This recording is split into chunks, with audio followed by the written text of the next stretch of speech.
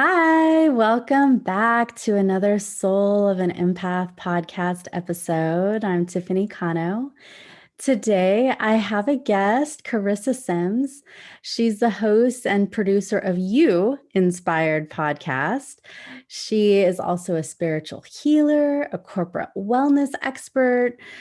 The topic today is about detoxing your life. So please welcome Carissa to the show. Thank you. Thank you so much for having me, Tiffany. It's exciting to be here. You're welcome. And folks, let me tell you a little bit about her. So, she is the host of the international podcast, You Inspired. She's number one best-selling author of Change Your Energy, Change Your Life.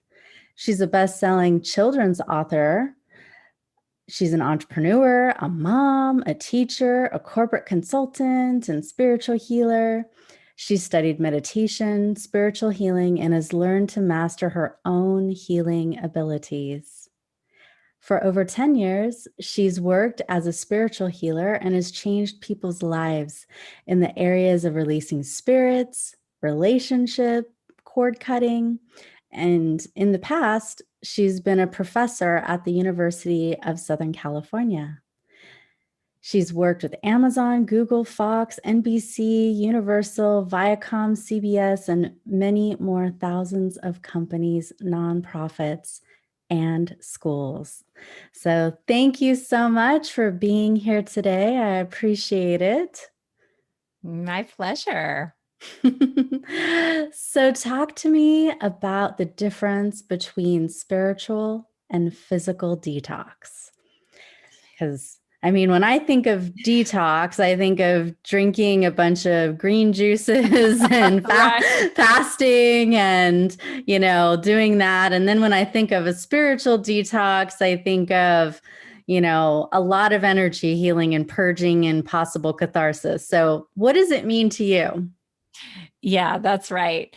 So I'd like to differentiate the two because you may be going through both. I mean, people might have an unhealthy diet and need to go through a detox. So those are the things you were talking about, like fasting, green juice. There's so many different ways you can have a raw organic food diet. You can eat just one thing, all day and let your body rest. So the spiritual detox is about clearing your energy. It's about bringing up those emotions that might be trapped within you. And so you may start to feel low energy and really lethargic because you're bringing up these emotions, but they may not even be yours. This could be passed down from generation to generation. It could be our collective trauma. So right now we have a lot of that going on, and Mercury is in retrograde right now. So there's also all of those energies coming from the earth, from the planets, and they can be affecting us. I mean, a lot of people know about the effects of Mercury in retrograde, miscommunication and technology not working properly, and there's so many different things. But how it can affect you is it can drain your energy, and you can also be affected by the energies of the computer too, EMF and Wi-Fi and everything. So it's important to do spiritual detox to cleanse the energies. And there's many, many different ways you can cleanse the energies. And we can do a process at the end that can show you how to do that yourself. But you can even feel these energies while you sleep. And especially if you're an empath, I do work with a lot of empaths and mediums because energies are drawn to you. Energies like to attach to you. You're like a magnet. I'm sorry to say that for negative. Well, I whether or not we're a magnet, I feel like so many empaths are a sponge. Mm, Like energy can just be there. And unless the empath knows about healthy space and boundaries, which gosh, I spend so much time, trying to master that myself and teach others to help them. So what what do you suggest in regards to that? How do they stop sponging it up and being a magnet? Well, I mean, first of all, it's awareness, but I do think it's important to work with an expert, someone like you or myself, to kind of help them, give them some additional insight initially, because then they can start realizing, okay, this is a daily thing, because this is not something where you can just get a healing and then it's over, right? Because I always think that empaths are like superheroes. It is a gift. It's an ability. However, you have to protect yourself. You have Hmm. to go through these motions. So there's a lot of different things you can do. I recommend taking a bath or a shower, and with a bath, Epsom salt, baking soda, cleansing the energies that way, essential oils, lavender, things like that. And you can visualize the energy just like leaving your body like a smoke or something, and just you can say a little prayer and let the energies leave. Whatever has attached on to me today, you may leave. Sometimes they don't leave, unfortunately. I've done some healings of spirits, and they don't want to leave, and they need convincing. So a lot of times you might release some energies and some might stay because they're a little bit deeper entangled in you. But doing that like cleansing ritual at the end of the day, and also at the beginning of the day, visualizing like a golden beam of light surrounding you, and you can kind of visualize like a shield, like the energy is just bouncing off of you. So you can start off the day like that, or like a spiral of white light around you. And I know you're an expert at this too. You're just being polite and letting me answer the question. I know you know what to do also. These are my tips. And I have to say, I don't always do that myself because I think I'm invincible. And then all of a sudden, a week later, I'm done. I'm exhausted. And that's my spiritual detox. That's what I'm going through because I didn't protect myself. I didn't do the self care that I needed. I didn't cleanse the energies. And I do this for my kids too before they go to sleep because energies like to attach onto them, unfortunately, while they sleep. So, out of curiosity, I know you were doing corporate wellness and then you kind of transitioned into more spiritual healing. Was it because of these energies that we're talking about now? Well, I guess it started maybe about 15 years ago. I wasn't really aware of these energies. Someone told me that I was a portal and that spirits came to me to be released to heaven. And I just said, okay, whatever. I didn't really process it or think that I would ever be doing that as like a job or my own business. But I started just meditating. I just started working on myself and working with different healers. And I started to be aware of different abilities within myself, and that I could sense that spirits were attached to people. So I just started experimenting, and also with cord cutting. So it was kind of a gradual thing, and people started to come to me for help. And then I started charging about 5 years ago. Yeah. Nice. So And what kind of healing do you do? I call it spiritual healing. I start off with a meditation. I basically am a facilitator. So it's a dance. I'm activating that person's own healing abilities and the divine within them so that they can heal themselves. It's like lighting them up, lighting up all their cells to get ready to heal. Yeah. Nice. Yeah. And so, what kind of people would be a good fit for you to work with, and what kind of results do you facilitate for them? So lately, I've been attracting people who are in bad relationships, or they're just ending a bad relationship and they can't seem to get over that person. And so I can tune in I can just give an example of one person. It was a marriage. And that her husband, I have to say, was a narcissist and not a nice person. Not abusive, but just not a nice person, and they weren't a match, intuitively. And she could not move on from him. She felt like it was their destiny to be together. She felt such a strong attachment. And I said it was a past life. You were both dependent on each other. Yeah, it's not in this reality. So you were both dependent on each other for survival.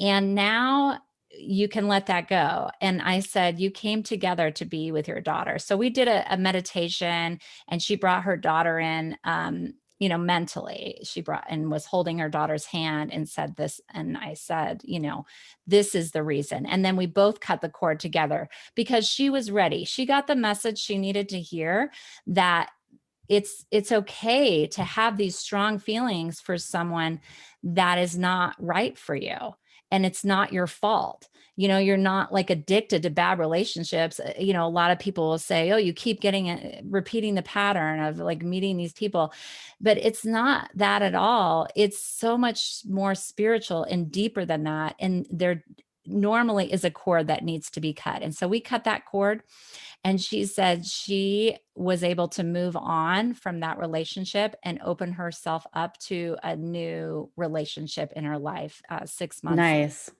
Yeah. Hmm. Because when those cords are attached, then people see that they're in a relationship. Even though they're not in a relationship, people think that they're taken. So it's like a block for others, for romance to come into your life. And what other kinds of things do you help your clients with? What other kinds of healing?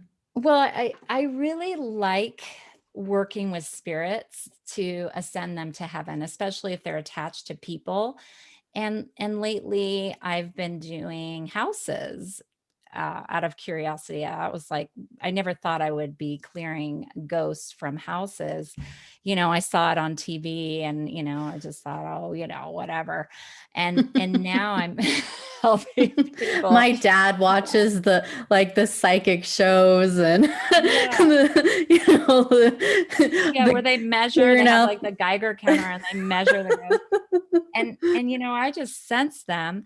And Hmm. so lately I helped this one woman. She had her sister was lodged into her lower back because she was too young to die. She wasn't ready to die, and she was experiencing back pain as a result of her sister's spirit being in her body. So I was able to release it, and this was like 20 years she's been in pain ever since her sister died.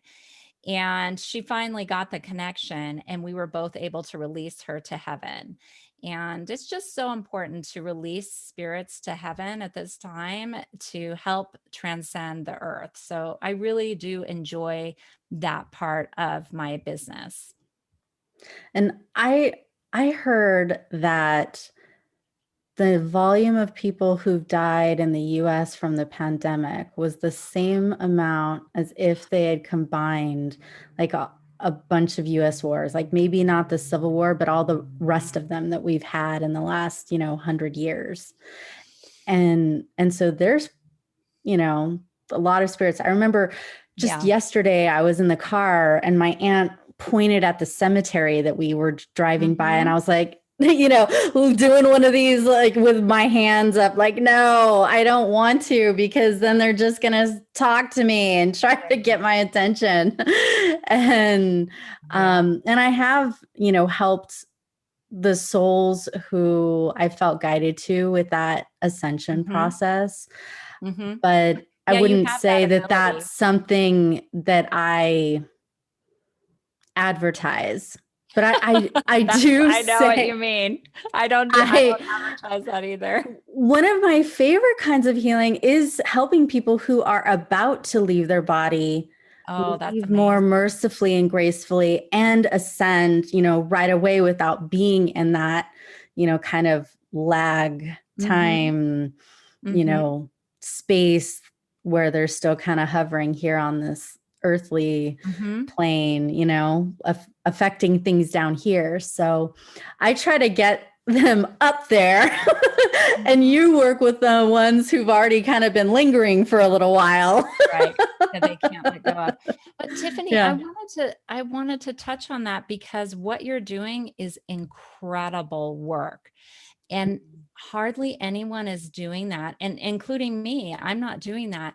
And we don't die properly. I have to Mm. say, there used to be this whole process in Egypt of preparing to die, preparing for the afterlife. That was so ceremonial, and it was beautiful, and people were ready.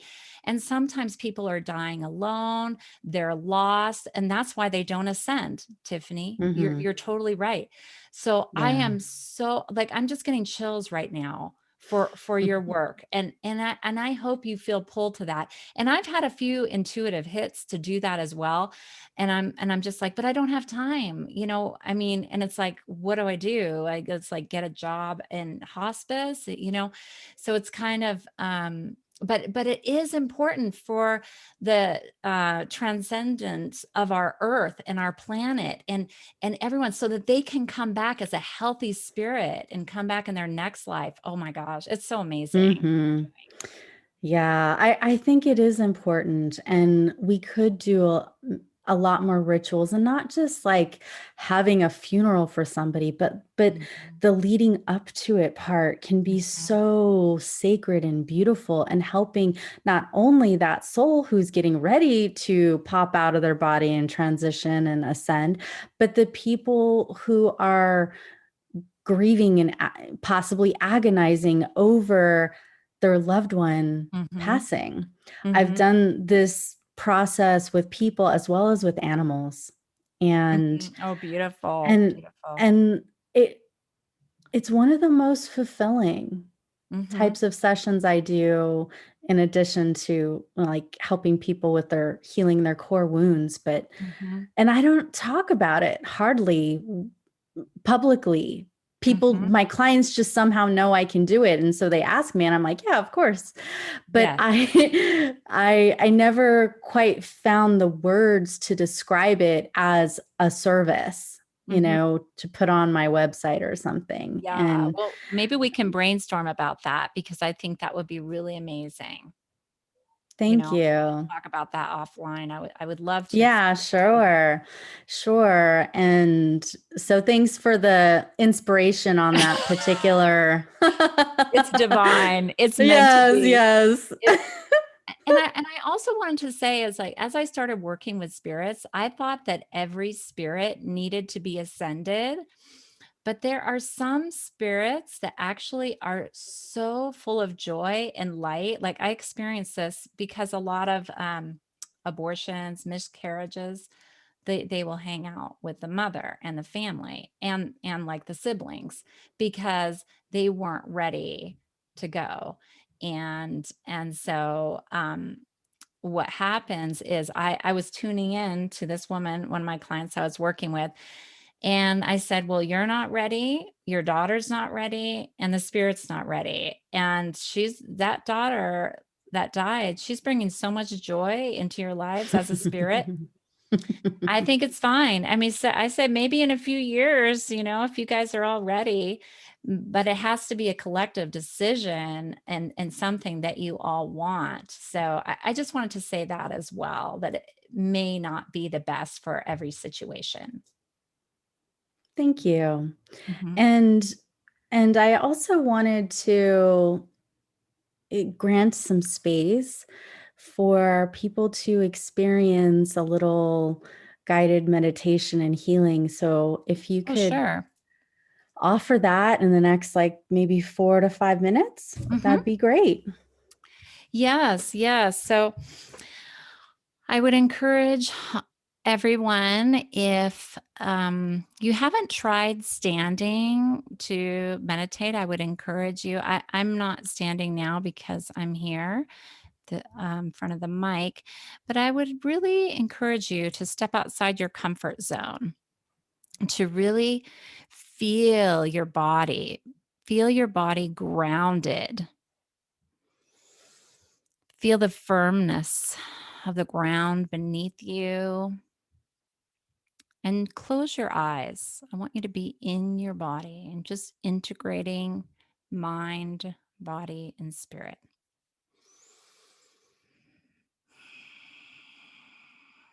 And just ask Spirit, what is the highest and best good for me right now in this moment? As you take a deep breath in through the soles of the feet, breathing in through the nose purifies that breath. And just coming up all the way up to the third eye, holding that breath. And when you're ready, release. Good. And just ask yourself, how may I serve even more? What am I meant to do on this planet?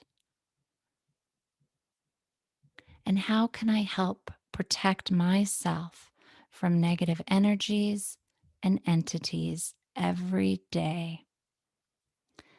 As you take another deep breath in, this time bringing in the power of Mother Earth, Mother Gaia, visualize the core of the earth just vibrating even higher and supporting you, and coming all the way up to your heart, holding that breath. And when you're ready, release. I'm fully released. Releasing what no longer serves you. Good. Just let it all out. Whatever attached onto you throughout the day, let's let it go now. You can make a noise to remove the energies and see them evaporating off of you like smoke. Good. Coming down, anything that's lodged into your body, into your back, let's remove it now. Good. Good. Yes. And just feel those energies of what no longer serves you, what doesn't belong to you, what invaded your space that you need to remove. Good. And now, once you feel those energies leave your body, I want you to visualize a golden ball above your head and just coming down from the crown chakra, from the top of your head, and surrounding you like a gold shield around your head, shoulders, chest, pelvic area, thighs, knees, shins, ankle, and feet. And just visualize it like a column of protection around you. Any energies coming in, just see them bouncing off of you. A pure golden light of protection. Any light beings that joined us in this healing today, please protect everyone here that have participated in this healing. And please return. Thank you, thank you, thank you. The spirits of all that have joined us here today, the souls and spirits, please return. Thank you, thank you, thank you, thank you for coming together for this healing and protection for the highest and best good of all. And when you're ready to come out, you can rub your hands, you can start moving your fingers and your toes, and you can, any residual energy, you can blow it off. And when you're ready, you can open your eyes and come back to this time and space. And take another deep grounding breath in as you open your eyes and release. Good. And come back. Thank you so much. You're welcome. I lost track of time, so I hope I was on time. How did you do? How did Well, yes, that was lovely. Thank you very much. And Okay. I'm sure others will appreciate that as well. And one last thing before we wrap up this episode, I wanted them to get a sense about your book. So you've got a book called Change Your Energy, Change Your Life, the 10 ways to change your energy now. And Mm-hmm. I wanted you to tell them about that. Yeah, so it's a combination of tips for every day that you can shift your energy. And it's also my own story is integrated into it of how I have and still have, I'm uncovering layers of emotions and healing, doing my own healing. And I should tell the audience that I had a diagnosis of cervical cancer in February of 2020. So I've been working on healing myself as well as others. And with the book, I don't write about it because I hadn't had the diagnosis yet. But with my book, I do talk about my trapped emotions like anger and how they were affecting my relationship with my children. And I didn't realize they were buried so deep. I wasn't acting angry, but it was coming up as other things like anxiety and